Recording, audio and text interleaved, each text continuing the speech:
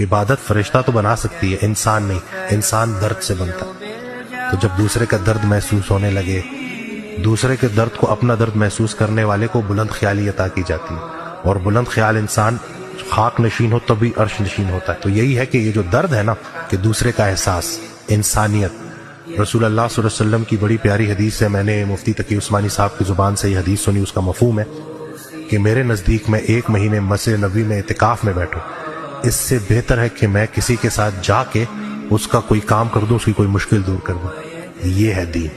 دین کچھ بھی نہیں ہے اخلاق محمدی صلی اللہ علیہ وآلہ وسلم، حقوق العباد کے معاملات، کہ آپ کی اپنی وائف کے ساتھ۔ اس دن مجھے بڑی پیاری ویڈیو لگی کہ جس میں اسکالر کہتے ہیں کہ دنیا آپ کے اوپر سٹیمپ کر دے کہ یہ اچھا انسان ہے، اور آپ کی بیوی آپ کے اوپر سٹیمپ نہ کرے کہ اچھا انسان نہیں ہے، تو اس کا مطلب ہے کہ آپ اچھے انسان نہیں ہو، اچھے مسلمان نہیں ہو۔ تو گھر میں ڈسپلن کو نہیں، محبت کو نافذ کرنا ہے، اور ایک اچھا